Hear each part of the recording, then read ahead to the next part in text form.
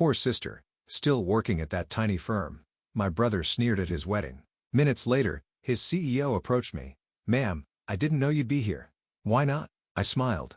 "I own the company." I never planned to reveal my success at my brother Marcus's wedding. For years, I'd kept my true position hidden from my family, letting them believe I worked at a tiny consulting firm while I secretly built an empire. But Marcus's cruel words that day changed everything. Standing in the opulent ballroom of the Grand Plaza Hotel, I smoothed down my simple navy dress, deliberately chosen to be understated. Around me, crystal chandeliers cast a warm glow over elaborately decorated tables while waiters circulated with champagne. This was exactly the kind of ostentatious display Marcus loved, a chance to show off his supposed success to everyone. "Sophie," my mother's voice cut through my thoughts. "There you are. Why aren't you mingling? Everyone's asking about you." Her eyes swept critically over my dress, her lips pursing slightly, though I suppose there's not much to tell. I took a slow sip of champagne, thinking about the board meeting I'd led just yesterday, where we finalized the acquisition of our biggest competitor. "I'm doing fine, Mom. The consulting work keeps me busy." She sighed dramatically. "Busy isn't the same as successful, dear. Look at your brother, youngest VP in Sterling Industries history, about to marry the CEO's daughter. That's what real success looks like." I bit back a smile, knowing that Sterling Industries had been struggling lately. In fact, they'd been desperately trying to arrange a meeting with my company's CEO, me, for months. But, of course, my family didn't know that. They didn't know that the tiny consulting firm I supposedly worked for was actually Aurora Consulting Group, one of the largest business advisory firms in the country. And they certainly didn't know that I wasn't just an employee. I was the founder and CEO. "Sophie." Marcus's booming voice interrupted my thoughts. He strode over, champagne in hand, his new bride Jessica clutching his arm. "Still hiding in corners at parties? Some things never change." Jessica giggled, adjusting her designer dress. "Oh, Marcus told me all about your little consulting job. It's so cute that you're trying to make it on your own." I watched them, remembering how different things had been 15 years ago. Back then, Marcus had been the struggling one, barely passing his classes while I graduated top of my class. But Vinda had stepped in, using his connections to get Marcus an entry-level position at Sterling Industries. Meanwhile, I was told to be realistic about my ambitions. "Someone has to do the small jobs," Marcus continued, his voice carrying just enough for nearby guests to hear. "Poor sis, still working at that tiny firm while the rest of us are making real careers. But hey, at least you can say you're independent, right?" Jessica laughed again, a sharp sound like breaking glass. "Oh, darling, be nice. Not everyone can be as successful as you." I felt the weight of the antique locket around my neck, my grandmother's final gift to me before she passed. She had been the only one who believed in me, who supported my dreams with more than just empty words. "Success comes in many forms, Marcus," I said quietly. Sure. He waved his hand dismissively. "Speaking of success, did you hear? Sterling's CEO is actually coming to the wedding reception tonight. Mr. Harrison himself. He never attends employee events, but for me, he puffed up with pride. I knew exactly why James Harrison was attending. He wanted to discuss the potential buyout of Sterling Industries, a discussion he'd been trying to have with me for weeks. I'd been deliberately delaying, wanting to see how desperate they'd become. "That's wonderful," I murmured, hiding my smile behind my champagne glass.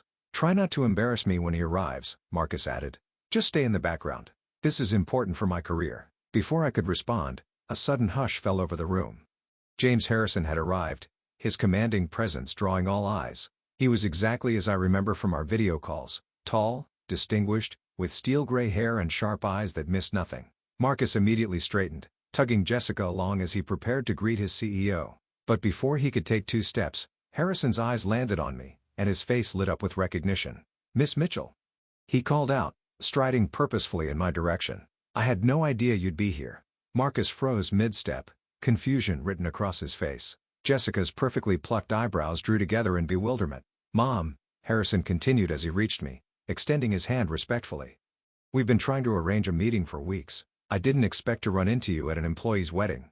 I could feel Marcus's eyes boring into me as I shook Harrison's hand. "Hello, James. Surprised to see me here?" "Why wouldn't I be? It's not every day you run into the CEO of Aurora Consulting at a company wedding." He glanced at Marcus, then back to me, realization dawning in his eyes. "Unless... Wait, is Marcus my brother?" I confirmed, allowing myself a small smile as I watched the color drain from Marcus's face. Though he didn't know about my position until just now, the silence that followed was deafening. I could see my mother's hand trembling as she clutched her champagne glass, my father's jaw hanging open in shock. But it was Marcus's expression that truly captured the moment, a mixture of disbelief, embarrassment, and daunting horror as he realized he just spent the last hour mocking his boss's boss's boss. James Harrison looked between us, clearly trying to process this revelation. Your brother? But he said his sister worked at a small local consulting firm. That's what they all thought, I said, my voice carrying clearly in the stunned silence. I never corrected them. Jessica's wineglass slipped from her fingers, shattering on the marble floor. The sound seemed to break the spell of silence, and suddenly everyone was talking at once. But I kept my eyes on Marcus, watching as his carefully constructed world of superiority crumbled around him. This wasn't how I planned to reveal my success. But as I stood there, watching my family's perception of me shatter like Jessica's wineglass, I realized that sometimes the best moments in life are the unplanned ones. And this moment, this was just the beginning. The next few minutes at the wedding reception felt like a carefully choreographed dance of chaos. My mother, always obsessed with appearances, tried desperately to salvage the situation. Sophie darling, she gushed, suddenly appearing at my side. Why didn't you tell us about your position? I took another sip of champagne, savoring the moment. You never asked, Mom.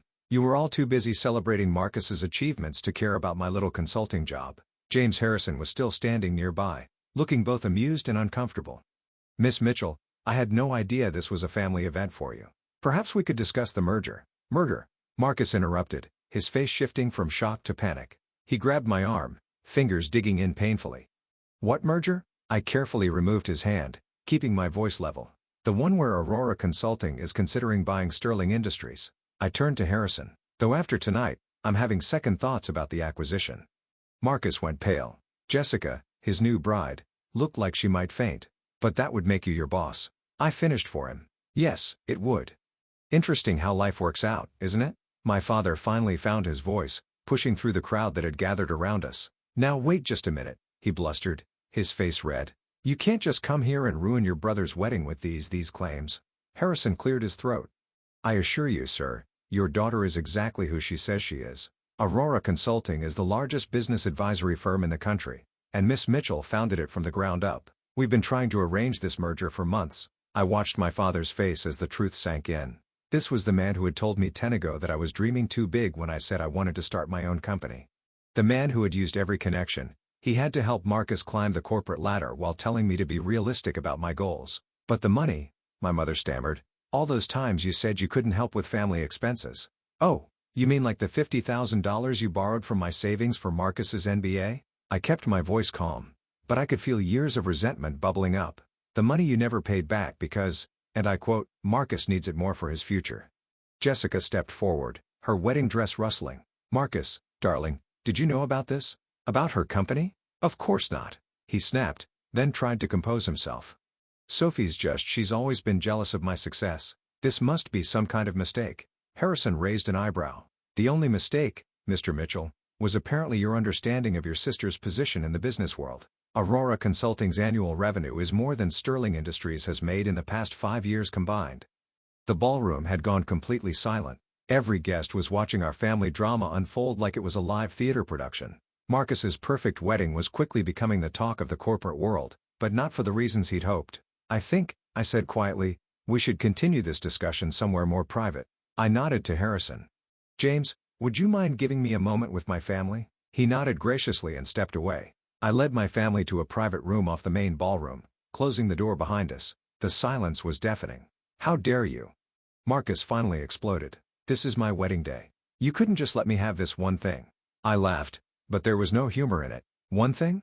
You've had everything handed to you your entire life. Dad's connections got you into Sterling. Mom's jewelry paid for your MBA. My savings funded your startup attempts. Meanwhile, I built something real, something lasting completely on my own. We were trying to protect you, my mother insisted, wringing her hands. The business world is so cruel to women. No, Mom, you weren't protecting me. You were dismissing me. Every achievement, every milestone, you brushed them all aside because they didn't fit your narrative of who I should be. My father stepped forward, his business instincts finally kicking in. Now, Sophie, let's be reasonable. We're family. Surely we can work something out that benefits everyone. You mean now that you know I'm successful, you want to be part of it? I shook my head. The merger with Sterling was a courtesy to Harrison. He's a good CEO dealing with a bad board. But after tonight, I met Marcus's eyes. I think it's time for some changes. You can't do this, Marcus whispered, his arrogance finally cracking. My position, my future. Your position was always built on sand, Marcus. You've lost 3 major clients this year alone. The only reason you still have a job is because of your connection to Jessica's family. I straightened my simple navy dress. But don't worry, when Aurora acquires Sterling, we'll find a position suited to your actual qualifications. Jessica let out a small sob. My father won't let this happen. He's on the board. Your father, I said gently, called me last week to make sure the merger goes through. Sterling Industries is drowning in debt, and Aurora Consulting is their only lifeline. The gravity of the situation finally seemed to hit Marcus. His legs gave out, and he sank into a nearby chair. All this time, while we were mocking you, you were building an empire? I tried to tell you, all of you, so many times, but you never listened. You were too busy planning Marcus's next promotion, too focused on maintaining the perfect family image. I moved toward the door. Well, now you know the truth, and things are going to change. Sophie, please, my mother called out as I reached for the handle. We're still family. I paused, my hand on the door. Family? I turned back to face them. Family supports each other. Family listens. Family doesn't mock and dismiss and tear down. You weren't family when I was struggling. You don't get to claim family now that I'm successful. With that, I opened the door and walked back into the ballroom, leaving them to process the new reality of our family dynamic. Harrison was waiting for me near the bar, a knowing look in his eyes. Shall we discuss the merger terms, Ms. Mitchell? He asked quietly. I nodded, a small smile playing at my lips. Yes, James. I think it's time to reshape Sterling Industries, starting with the management structure. As we walked away to discuss business, I could feel my family's eyes on my back. The simple navy dress I'd chosen to seem understated now felt like armor. They had spent years underestimating me, dismissing my achievements, treating me like the family disappointment. But now they knew exactly who I was, and this was just the beginning of their education. The weeks following Marcus's wedding were exactly what I expected, a hurricane of family drama, desperate attempts at reconciliation, and not-so-subtle manipulation. My phone buzzed constantly with messages. Sophie darling, let's discuss this like family. Mom, your brother is devastated. How could you do this to him? Dad, we need to talk about my position at Sterling. Marcus, my father wants to meet with you. Jessica, he ignored them all. I had a merger to complete. The morning of the Sterling Industries board meeting, I stood in my office on the top floor of Aurora Consulting's headquarters adjusting my suit jacket. This wasn't the simple navy dress from the wedding. Today, I wore a tailored black Armani suit that screamed power and authority. No more hiding. My assistant Emma knocked on the door. Your brother is here again, Ms. Mitchell. 3rd time this week. I sighed, checking my watch. Sent him in. Might as well deal with this before the board meeting. Marcus walked in, looking disheveled, a far cry from his usual polished appearance. His designer suit was wrinkled, his tie slightly askew. Sophie, please, you have to listen to me. I'm listening, I said, sitting behind my desk, though I'm not sure what's left to say after your 20 voicemails and 37 texts. He ran a hand through his hair. Look, I know I was awful at the wedding. I know I've been dismissive of your work, but you can't just take over Sterling Industries. My whole life is there. Your whole life, I repeated slowly, was handed to you. Every opportunity, every promotion, every success, it was all arranged by Dad or bought with someone else's money, usually mine. That's not fair. Not fair? I stood up, placing both hands on my desk. What's not fair was using my savings for your MBA without asking.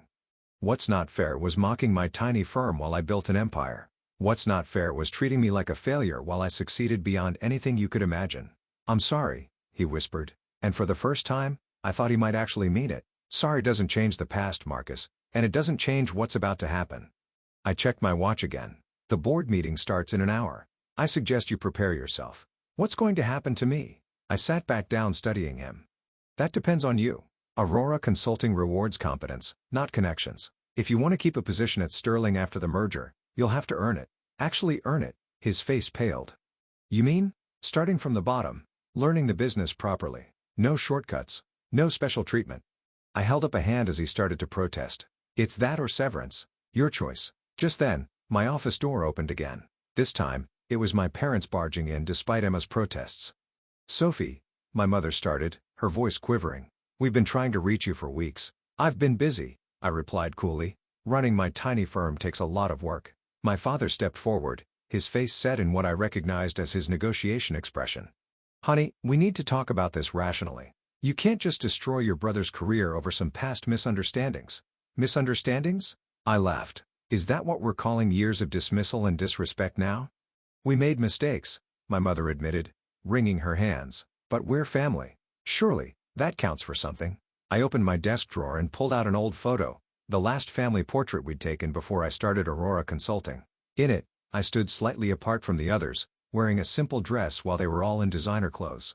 Even then, I was an outsider in my own family. Family counted for something when I needed support starting my business. It counted when I was working 18-hour days building my company. It counted all those times you chose to celebrate Marcus's minor promotions while ignoring my major achievements. I set the photo down. But now it's just business. A knock at my door interrupted us. Emma poked her head in. Miss Mitchell, the board is gathering. I stood up, straightening my jacket. Thank you, Emma. I'll be right there. I turned to my family. You're welcome to stay and watch the meeting on the monitors in the waiting area. I think it'll be educational. The Sterling Industries boardroom fell silent as I walked in. 15 pairs of eyes followed me to the head of the table where James Harrison stood to greet me. Miss Mitchell, thank you for joining us. Shall we begin? The next hour was a masterclass in corporate restructuring. I laid out Aurora's plans for Sterling, department by department, position by position. By the end, several board members were nodding appreciatively while others looked shell-shocked. And finally, I concluded, we'll be implementing a complete overhaul of the management structure. No more positions based on connections rather than competence. Through the glass walls, I could see my family watching from the waiting area. Marcus had sunk into a chair, his head in his hands. My parents stood rigid, finally understanding the full scope of my power. After the meeting, Harrison approached me. Brilliant presentation, as always. Though I have to ask, your brother's position will be handled fairly. I assured him. If he's willing to work for it, there's a place for him. Starting in entry-level sales. Harrison nodded approvingly. You're more generous than many would be in your position. This isn't about revenge, I said, gathering my papers. It's about building something lasting, something real. When I walked out to the waiting area, my family was still there. They looked different now. Smaller somehow, less intimidating than they'd seemed all those years ago. So that's it? Marcus asked quietly. Everything changes just like that. Everything changed years ago, Marcus. You just didn't notice because you were too busy looking down on me. I turned to my parents. The company will be sending over new employment contracts tomorrow. I suggest you all read them carefully, Sophie. My mother stepped forward, tears in her eyes. We were wrong about you. So wrong. Can't we start over? I thought about all the dinners where they'd ignored my achievements, all the family events where they treated me like an afterthought, all the times they prioritized Marcus's ambitions over my dreams. Starting over would mean forgetting the past, I said finally, and I don't want to forget. Those years of dismissal and disrespect taught me valuable lessons about self-reliance and determination. They made me who I am. And who are you? My father asked softly. I'm the woman who built a billion-dollar company while you were all too busy mocking her tiny firm to notice. I'm the CEO who just acquired the company you thought was the pinnacle of success, and I'm the daughter who finally stopped seeking your approval and found her own path instead. I started walking toward the elevator, then paused and looked back. The contracts will be here tomorrow. Your choice whether to sign them or not. But either way, things will never go back to how they were. As the elevator doors closed, I caught one last glimpse of my family. Standing there in the waiting room of the company I built, finally seeing me clearly for the first time. That night, in my penthouse office, I took out my grandmother's locket, the one piece of family history I truly cherished. Inside was a small note she'd written years ago. Success isn't about who believes in you at the end. It's about believing in yourself from the beginning. I smiled, thinking about how far I'd come from that overlooked daughter in the family portrait. Marcus's wedding had just been the beginning. Now everyone knew exactly who I was. Not the family disappointment, but the force that had reshaped their entire world. And somehow, that felt better than any revenge could have.